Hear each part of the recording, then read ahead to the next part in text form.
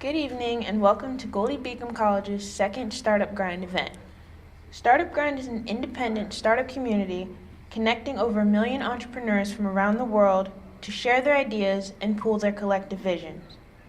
Startup Grind Wilmington is a division of the Startup Grind chapter founded at Goldie Beacom College by the Entrepreneurship Club in order to bring entrepreneurship as a community to the college itself.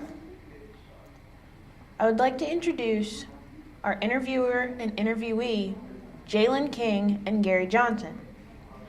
Jalen King is a junior at Goldie Beacom who is studying business with a concentration in human resources.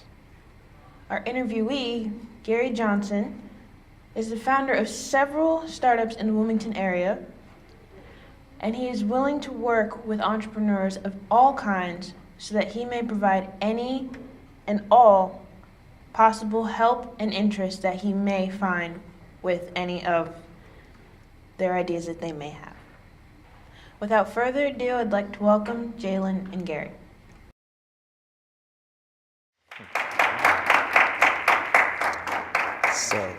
So to get the interview process started, where are you from? Sure, yeah, so I am originally from Chester, Pennsylvania, but honestly, that's one of the hardest questions you could ask me because I've kind of grown up all over the place. So even though I was born in Chester, I've lived in a few different areas in Pennsylvania, lived in New Jersey for a little bit, and then I've kind of been here in Delaware since 8th grade. Okay. Growing up, did you imagine yourself as being an entrepreneur? I never imagined being an entrepreneur. The only thing I knew about entrepreneurship was that SpongeBob episode where they're like starting to sell chocolate bars. Anybody ever seen that? That was the first time where I found out what an entrepreneur was. So other than that, I either wanted to be a doctor or I wanted to figure out what my superpower was, which I never quite figured out. So what was your major going into college? Going into college, my major was exercise science. I initially thought I wanted to be a physical therapist after I graduated because I was really passionate about helping people, and my dad and my stepmom are in the healthcare field. So they kind of, urged me to pick something in that industry. And when I learned about physical therapy and how physical therapists help people get better, I was like, I'd absolutely love to do that. So when I got to the University of Delaware, I was taking my classes and everything, and I was volunteering at our physical therapy clinic. But in all honesty, I just realized that wasn't the lifestyle I wanted to live. That wasn't the job setting I envisioned myself going into every day. So I ended up picking up a minor in entrepreneurial studies. And I spent a lot more time on my minor than I did with my major. So that's kind of why we're here today. So what motivated you to become an entrepreneur? What motivated me? I think, you know what it was? It was actually my mother. So I didn't realize it until I graduated. But when I was growing up, my mom started her own business. And it was a property cleanout business where basically she hired me, my little brother, and my little sister as her first employees. I'll call us employees, but we weren't really paid. We were paid with food and stuff. But every weekend she would pack us up in a U-Haul truck, and she would drive this truck to a local house, and we would go in and scrub everything from the bottom of the walls all the way up to the ceiling, making sure all the windows were clean, and taking all the trash and junk out of the house so that it could be sold eventually. So looking back on what really motivated me and inspired me to become an entrepreneur, it was my mom, who never even considered herself to be an entrepreneur, but was absolutely doing that. Okay. Could you tell me about your first entrepreneurial endeavor that was on your own? Yeah, my first entrepreneurial endeavor was at UD. So like I said, I majored in exercise science, and I knew I was interested in business, right? And I started to learn a little bit about entrepreneurship.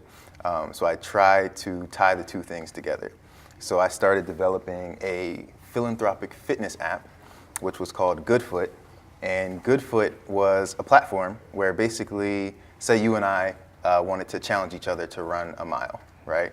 But I wanted to run and earn money for American Cancer Society, right? And then you wanted to run for like an organization that gives back to people with diabetes. We would challenge each other to run that mile first, and whoever would run the mile first would eventually win enough money that they could donate to the charity of their choosing. So the whole premise of it was to help people get fit for a cause. So that was kind of my first entrepreneurial endeavor. Went through a lot of pitch competitions with it, lost a lot of pitch competitions with it, but learned entrepreneurship from doing that. So that kind of led me into some of the things I started doing later on at UD. So with college, there's a lot of things going on. What was your senior year like in college? Senior year was a lot of me just trying to graduate. I was super busy because I was president of an RSO, which was the NAACP. So not only was I trying to figure out what I was going to do after graduation, but I was the president of a club. I was participating in pitch competitions, and honestly just trying to figure stuff out. But what eventually happened was, I became so passionate about entrepreneurship, I wanted to give back to the community. So I started an annual business pitch competition specifically for young men of color in Wilmington. And that happened around MLK Day back in 2017. So with that, we were able to create a platform for young men to showcase their ideas, connect with mentors in the community, and then a few select young men were able to walk home with some cash to start their own businesses. So the first place winner won $1,000. So that was my senior year. So can you tell me a little bit more about Creative Minds? Yeah, so Creative Minds was that whole concept. It was basically an organization I was trying to create where I wanted to bring together young people in the city of Wilmington, primarily the young kids who get a bad rap, the people who are growing up in a world where they're told that they're growing up in Murder Town, USA, right? And there was this really bad picture being painted about Wilmington and about the youth growing up in the city. But I kind of wanted to flip that on its head, and I wanted to show the world that, no, we have young people who have incredible potential, have amazing ideas. These are like the future entrepreneurs, and we should create a platform for them to be successful and showcase their creativity to the world. So Creative Minds was exactly that platform. So under that, we're doing pitch competitions, workshops for young kids. I started going into a local juvenile detention center and running kind of like mock pitch competitions with the young men who were incarcerated there because they're just as creative and innovative as anyone else, and really just wanted to give them that kind of creative outlet. So after college, a lot of your classes kind of led you to do some of the things you're doing. What were some of your favorite classes, and how are you applying what you learned there? Yeah, I think, so of course, my favorite class was a class called Startup Experience. And it's exactly what it sounds like. So Startup Experience is a class where you and a group of other people get together and you start working on an idea that could potentially grow into a startup, and you have that experience in a safe space while also getting college credit.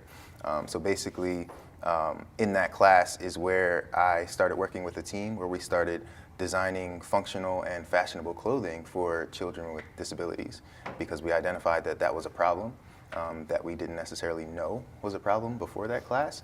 But we went out into the world and we talked to the people with the problems, we talked to the mothers with those children, and we got to learn a lot about like what their current needs are, and we were able to design a solution around that. So that class gave us that like hands-on experience to be an entrepreneur, to test and try new things. And even though I'm not still with that startup, I learned a lot going through that process, and that's basically given me like a strong basis for being a stronger entrepreneur, regardless of like whatever area I go into. Can you tell me a little bit more about First Founders? Yeah, First Founders is a brand new program we just launched. So the First Founders Accelerator is Delaware's first startup boot camp, where we are training local underrepresented founders to design scalable business models. So basically, while I was at UD, I traveled all over the country, right? So I went everywhere from New York to, of course, Delaware, to Baltimore, to Florida, to Texas, and all the way out to California, where a lot of what we learn about entrepreneurship is coming from. And I studied their kind of entrepreneurial ecosystems and what challenges entrepreneurs in those ecosystems have. And basically, all of these communities are the same, right? So they oftentimes have people who have a lot of potential, but are typically underrepresented within that ecosystem. So when you think about like people of color, people of the LGBTQ community, women, there are people who want to start companies and be entrepreneurs, but aren't getting the same access to resources that they need. So I basically had to go out, learn that was a problem, and then look at our local community and found that it was a problem here as well. So the First Founders Accelerator fills that gap, where we're training local entrepreneurs, connecting them with the resources that they need, providing them with mentors.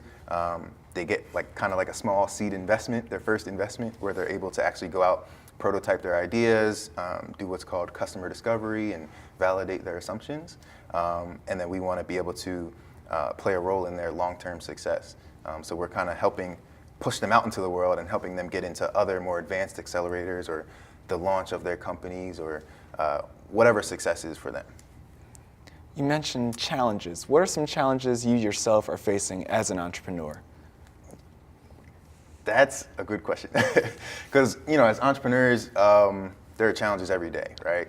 And for a lot of people, the challenges are all mental. So sometimes it's just about waking up and believing that you can do it, right? Believing that this is something that you should continue to do. Sometimes you might wake up and be like, why am I an entrepreneur in the first place? This is too hard. Why don't I just go do something regular, So one of the big challenges is just getting over that kind of mental block. But then, of course, you always have other people, right, who may want to get in your way, right? And they'll kind of do that by telling you maybe your ideas aren't good enough. But as an entrepreneur, it's just about proving people wrong by putting in the work and showing them what's possible, and that you have a vision of what's possible, and that you're willing to put in the work to execute and show that you can be successful. Where do you see yourself going in the next 10 years? In 10 years, I want to be in a position where I want to be a sustainable entrepreneur, right? So I want to be in a place where I'm financially stable for myself so that I can then invest in other entrepreneurs.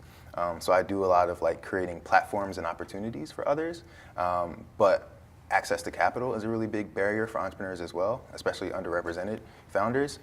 So I want to be in a position where I'm able to actually say, okay, here's the money you need to jumpstart your business, or here's the money you need to purchase new equipment or get that office space or scale up your business. So I just want to be in a position where I'm able to do that with founders all over the country and potentially all over the world. Of the numerous accomplishments you've had, what would you say would be your biggest accomplishment? I don't think I have one biggest accomplishment, but I'm always very proud when I know that I've been able to have an impact on someone else's life. So while I was in grad school, I taught high schoolers who were getting college credit, right? And I was teaching them entrepreneurship. So an accomplishment for me is when one of my previous students goes out and wins a pitch competition, right? Or one of my students goes out and is featured in Technically Delaware for doing something super awesome. Or they go out and they're winning awards and things like that. That's what I take pride in. So I feel accomplished every day when somebody says, thank you so much. I needed something like this.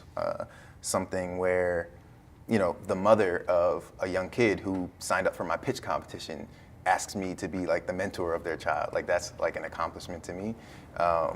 So yeah, all those types of things for sure. So what's the typical day like for Garry Johnson? My typical day There's not a typical day. I try to give every day like some structure. So for example, like I'm trying to wake up early every day, right? So I try to get up at like 5 a.m., 5:30, right? And then the first thing I want to do is either do like a 10-minute meditation or exercise first, then meditate. So I want to do that every single day so that that's my routine, regardless of what I have going on that day. And then, whatever happens in the day is like I could be going to Philly. Like, for example, earlier today I was in Philly, exploring like different co-working spaces. I could be at the Mill in Wilmington, hanging out, doing work. You could find me in Newark at the Venture Development Center at UD, where I do student intake for students who are trying to get involved with the entrepreneurial ecosystem there. And then at the end of the day, just trying to make sure that I get to bed early enough so that I can wake up early the next day to kind of do it all over again. What are some of the things you enjoy most about being an entrepreneur? I think, so the most rewarding part about being an entrepreneur is creating value for other people, right? Being helpful to other people or solving problems for other people. Because as an entrepreneur, that's what your job is, right? Your boss is your customer. So I find it to be super awesome when I'm able to create things that other people want. So yeah, that's the best part. So what would you consider success as an entrepreneur? That, let's see. I think success is like different for everyone, right? So first you have to figure out what success means for you. I think a lot of entrepreneurs might measure success by being featured in a certain magazine or online somewhere, or going out and like raising a bunch of money or being invested in. But success is really just being happy at the end of the day. So you have to figure out what happiness means for you. And happiness for me, like I mentioned, is just kind of being in a place where I am stable enough to be able to invest in other people in whatever way I want to do that. As an entrepreneur, what's your biggest fear? My biggest fear as an entrepreneur is probably, I think, I don't know, I'm not really afraid of like other outside forces, but giving up, right? Like I never want to give up in whatever I'm doing. And I don't believe that I ever will. And I don't think that anyone ever will, but it's all about just having that grit and determination and motivating yourself to go out and just keep pushing through, the good times and the bad times. And how has becoming an entrepreneur helped you become a better person? Entrepreneurship is like everything, right? So entrepreneurs are problem solvers. And as I mentioned, like I majored in exercise science because I wanted to help people. I learned that exercise science and physical therapy wasn't the route that I wanted to go down to help people. But as I learned about entrepreneurship, it gave me the tools to be able to help people in many different ways, right? And put my creativity to use and not have to lock myself into just doing one thing that helps people, but I'm able to create businesses that help people in a lot of different ways. So I'm able to create platforms that empower young people, and that helps them and their families and the community. I'm able to create accelerators that empower the local community and help entrepreneurs get their businesses started. I'm able to work with other awesome people who are, designing clothing for people who don't have clothes that are specifically designed for them. So I've learned kind of like all these different skills as an entrepreneur, and that kind of makes me like holistically I feel like a better person because I'm able to contribute to society in a lot of really fun ways. If you could offer advice to an entrepreneur that's starting up, what would your advice be? Yeah, my advice to an entrepreneur who is just starting up would be to just do it, right? So there are plenty of people who aren't able to be entrepreneurs because they're not able to get over that mental barrier internally. But then they also have plenty of people outside who are either telling them straight up that they can't do it, or they're afraid of telling these people, hey, I want to do something a little bit non-traditional, right? So at the end of the day, the entrepreneur just has to get over it, right? You just have to put your ideas out into the world. A lot of us are afraid of sharing our ideas, but you'll never get started if you can't get over that. So that's definitely my tip number one. And then, for anyone in this room or watching, surround yourself with other entrepreneurs. And even if they're not entrepreneurs, people who, are artists, right? People who are putting their work out into the world and sharing that with other people who are being creative, because you need to surround yourself with people who are going to help push you forward. So, entrepreneurship can be a lonely journey if you don't surround yourself with like-minded people. So definitely kind of find your tribe, regardless of if it's simply entrepreneurs or just other people you surround yourself with who kind of motivate you to keep going. Oh, thank you for answering my questions. Yeah, absolutely. So, any questions in the audience? Oh, audience questions. Yeah, so for starters, thanks for coming out and sharing your thoughts. As a student, well, let me back up. So with the business, there's the different disciplines. You got finance, you got HR, you got sales, you got marketing, the different departments. And as an entrepreneur, you kind of need to be able to do all of that, right? Absolutely. So how do you navigate that? What would you advise the students here on that? Yeah, so the question was, there are a lot of different things that go into running a business, right? From HR to sales to marketing and all these different things you have to know. And for a student just starting out, or even just an entrepreneur just starting out, you have to be able to do all those things yourself, right? I'm all about being scrappy, right? So it's just about using the tools that you have. If you're just one person and you don't have, the money to go out and hire like a sales team, you have to be your own sales team. You have to do what's called getting out of the building, right? And making those sales yourself. You have to put in the work to build your product or service. So you kind of just have to be kind of like a master of all the trades, right? But that's what makes a strong entrepreneur. And you learn so much from doing that.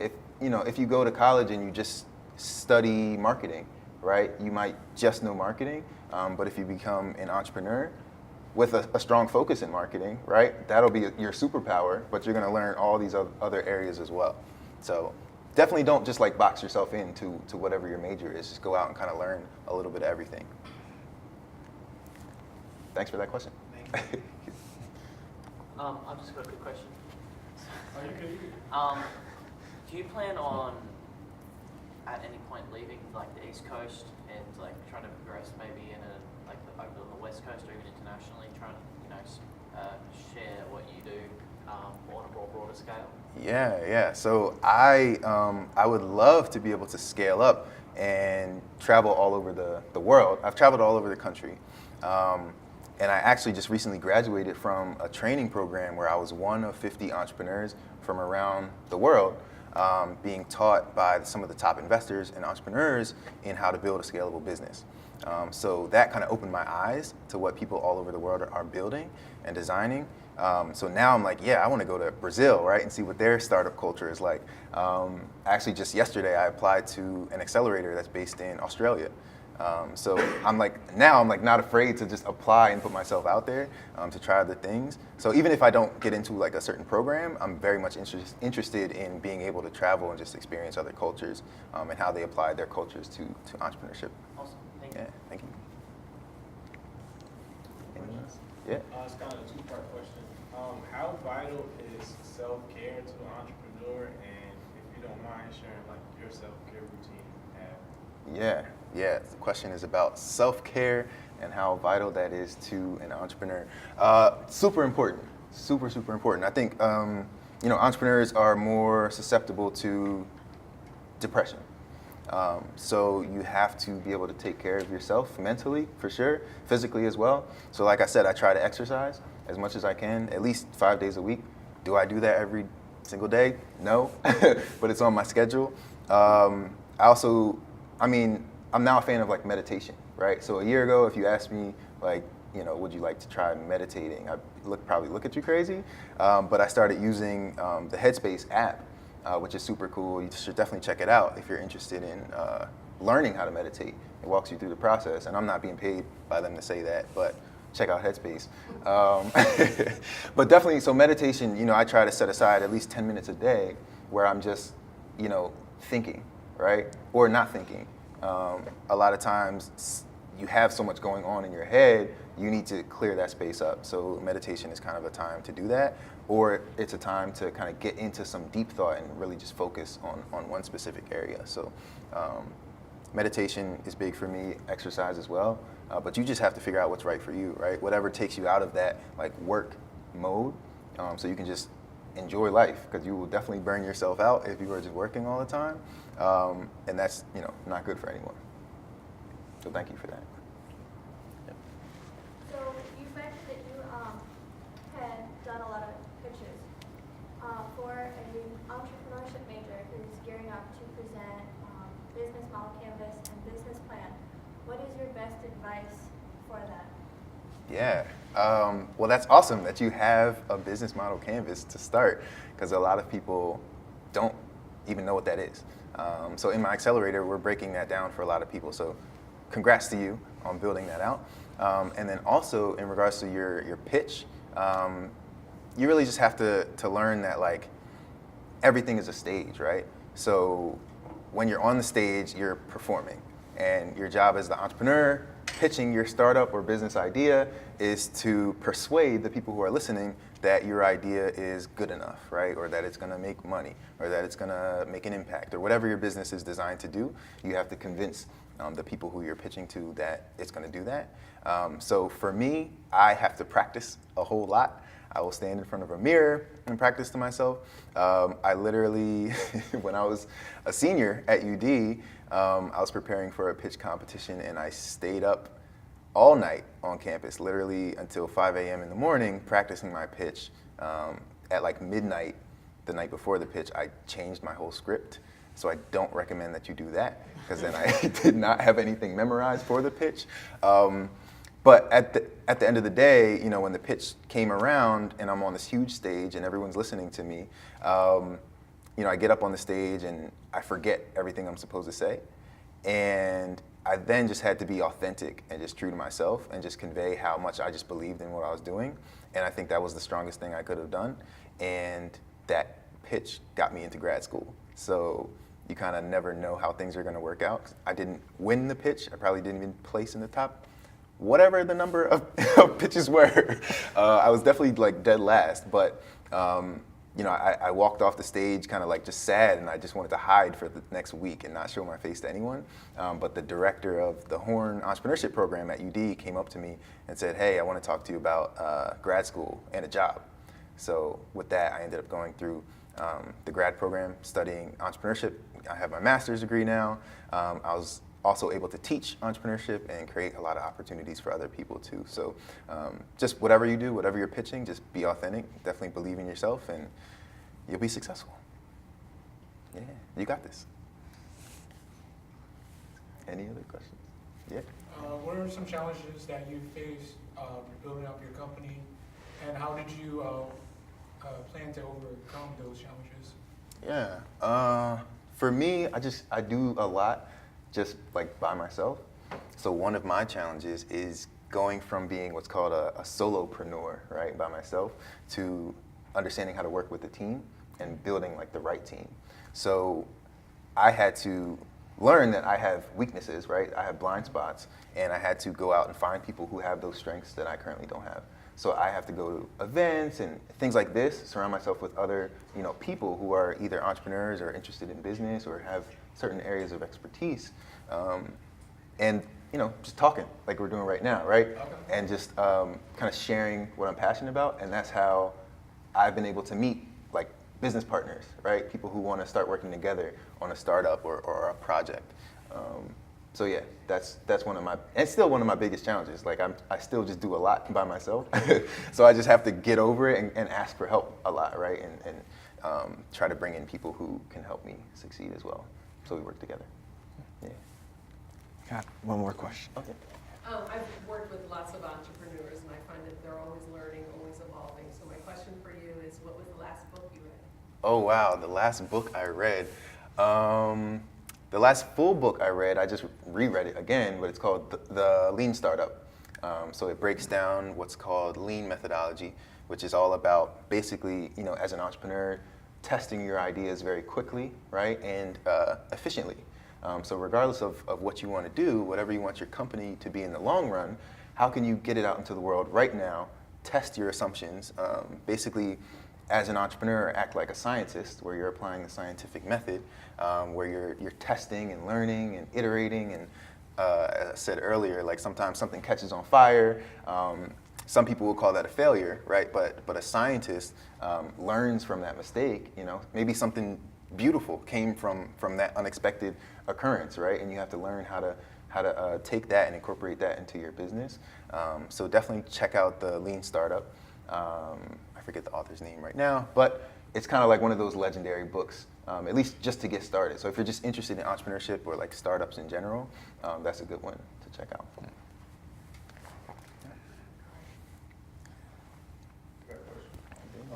So in terms of the scientific method you just mentioned, is that specifically stated in that book, The Lean Startup? Yeah, absolutely. Yep. Do you have like anything like you personally could share with us where you apply the scientific method? Because I'm aware of Elon Musk using that method where he follows the first principles approach. You know, because his background is a physicist, I believe. Yeah. And so he doesn't accept anything is true until it's proven that it's true or not true, and then you move up from there. So you break something down to its very fundamental, you know, whatever it is, break it down, and then go up from there. Yep. So I don't know if you have anything that you can share where you've applied that yourself. Yeah, absolutely. So just as someone else was mentioning about the business model canvas, right? That is a tool where you're using these fundamental building blocks for your startup, right? So you have these assumptions that you write down on paper that you think are going to work in a business. But at the end of the day, they're assumptions. And after you write them down, you have to validate those assumptions, taking them out into the world, testing them with people, right? So that test can be as simple as going out and interviewing a potential customer, trying to learn, like, hey, like, is this a problem that you actually have, right? And then you kind of design your solution around what their problems are. After you design your solution, then you experiment again. You have to take your solution to them, test it with them, you learn what works, what doesn't work, and then you go back into the lab. That's where you cover the walls with sticky notes and everything, right? And then you figure out what it has to be, right? But you can only do that if you continue to go out and test and learn, and then build on those assumptions until, like you said, it's proven to be a fact.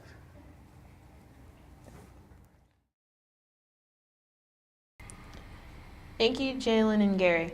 I'd like to thank everybody for coming out this evening. I know it's Monday. Most people would probably be at home by now, but we all really appreciate you all coming out today. Again, Startup Grind is presented by the Goldie Beacon College Entrepreneurship Club. Also like to thank our sponsors, the Goldie Beacon DBA program, Sherm's Catering, and JH Designs. Our next Startup Grind event will be on April 1st, and will actually feature two Goldie Beacon College students, Shaheen and Arthur, who created an app called Smart Students, which allows students in the greater Philadelphia area to share textbooks, and has actually expanded for clothes and other little like knickknacks and appliances and things that students may need as they go through college and even beyond that. Again, I'd like to thank everybody for coming out tonight. Don't forget our next Startup Grind event is April 1st. I hope you all have a good evening, and if you drove here, please drive home safely, because it is cold and it is very windy.